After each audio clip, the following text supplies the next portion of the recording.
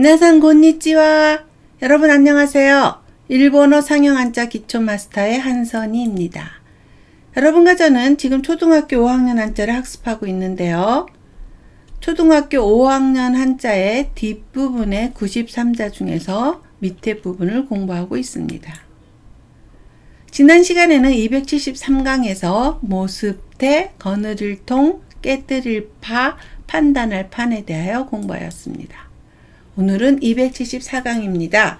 판목판, 엮을편, 평할평, 배포 또는 펄포라고 읽는 한자에 대하여 공부하겠습니다. 첫 번째 한자는 판목판입니다. 총 8회이고요. N2의 레벨입니다. 쓰는 순서를 보겠습니다. 왼쪽부터 하나, 둘, 셋, 넷, 다섯, 여섯, 일곱, 여덟. 판목 판자는 널빤지나 판목, 편지라는 뜻을 가진 글자입니다. 판목 판자는 조각 편자와 되돌릴 반자가 결합한 모습입니다. 되돌릴 반자는 손으로 무언가를 뒤집는 모습을 그린 것이지만 여기에서는 반이 판으로 발음나는 발음 역할만을 하고 있습니다. 판목 판자는 평평하게 가공한 나무 조각을 뜻하기 위해 만든 글자입니다. 고대에는 대나무를 잘라 만든 죽간에 편지를 쓰거나 목판으로 책을 인쇄했기 때문에 판목 판자는 편지나 책이라는 뜻도 가지고 있습니다. 음독은 항입니다. 한국어는 판, 일본어는 항입니다. 판화를 항가라고 하고요. 판권을 항깽이라고 합니다. 한정판을 겐데이방이라고 하고요. 출판을 슈빵이라고 합니다. 판목 판자는 음독만 있고 훈독은 없습니다. 판목판의 단어와 예문입니다. 판화, 한가, 출판, 출판, 출판사에서 일해보고 싶습니다. 出版社で働いてみたいです。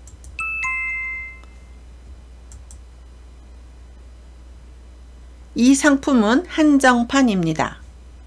この商品は限定版です。 네, 수고하셨습니다. 두 번째 한자는 엮을편입니다. 총 15회이고요. N2의 레벨입니다.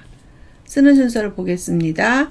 하나, 둘, 셋, 넷, 다섯, 여섯, 일곱, 여덟, 아홉, 열, 열하나, 열둘, 열셋, 열넷, 열다섯. 엮을 편자는 엮다나 짓다, 편집하다라는 뜻을 가진 글자입니다. 엮을 편자는 가는 실사자와 넓적할 편자가 결합한 모습입니다.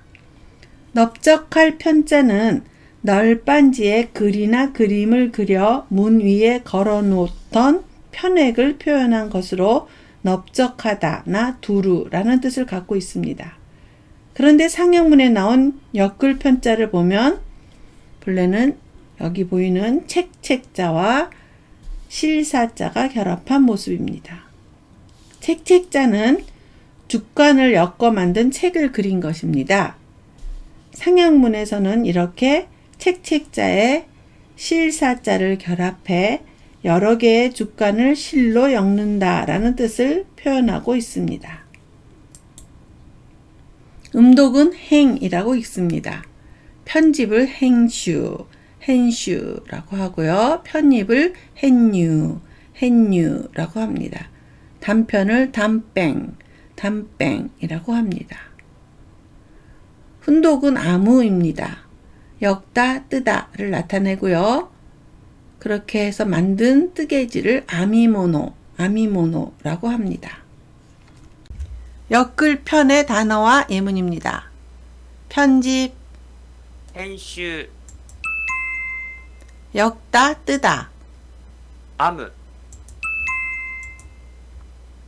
대학교 3학년에 편입했습니다. 大学3年生に編入しました 털실로 목도리를 뜨고 있습니다. 毛糸でマフラーを編んでいます 네, 수고하셨습니다. 세 번째 한자는 평할 평입니다. 총 12액이고요. N1의 레벨입니다. 쓰는 순서를 보겠습니다. 하나, 둘, 셋, 넷, 다섯, 여섯, 일곱, 여덟, 아홉, 열, 열하나, 열둘. 평할 평자는 평하다나 평론하다라는 뜻을 가진 글자입니다. 평할 평자는 말씀 언자와 평평할 평자가 결합한 모습입니다. 평평할 평자는 방패간 사이로, 여기 보이시죠? 방패간 사이로 8팔자를 그린 것으로 고르다 라는 뜻을 갖고 있습니다. 누군가를 평가할 때는 어느 한쪽에도 치우치지 않고 공정해야 합니다. 그래서 평할 평자는 말을 고르게 하다 라는 뜻으로 만들어져 평하다나 평론하다를 뜻하게 되었습니다. 음독은 효입니다. 평가를 효과라고 하고요. 평판을 효방이라고 합니다. 강평을 고효라고 하고요. 비평을 희호라고 합니다. 평할 평자는 음독만 있고 훈독은 없습니다. 평할 평의 단어와 예문입니다. 평가, 評価 비평, 批評 근처에 평판이 좋은 가게가 있습니다. 近所に評判のいい店があります 선생님의 강평을 들었습니다. 先生の好評を聞きました 네, 수고하셨습니다. 네 번째 한자는 배포 또는 펼포로 읽는 한자입니다. 총 5액이고요. N3의 레벨입니다. 쓰는 순서를 보겠습니다. 왼쪽부터 하나, 둘, 셋, 넷, 다섯. 배포 또는 펼포 자는 배나 펴다, 베풀다 라는 뜻을 가진 글자입니다. 배포자는 또자와 수건건자, 여기 보이시죠? 수건건자가 결합한 모습인데요. 배포자는 본래 삼배를 뜻하기 위해 만든 글자입니다. 그래서 상용문에 나온 배포자는 몽둥이로 천을 두드리는 모습으로 그려져 있습니다. 이것은 갈포나 마포와 같은 의류용 직물을 다듬는 모습을 표현한 것입니다. 삼이나 칡덩굴로 옷을 만들기 위해서는 연하게 다듬는 과정이 필요했습니다.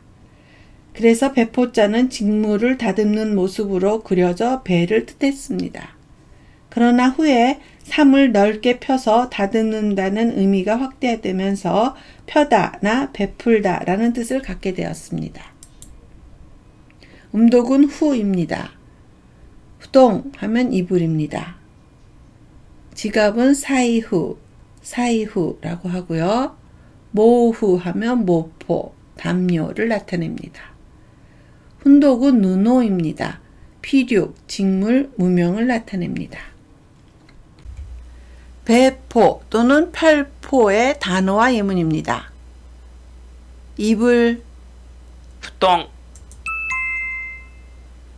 직물, 무명, 布 추우면 담요를 사용하세요.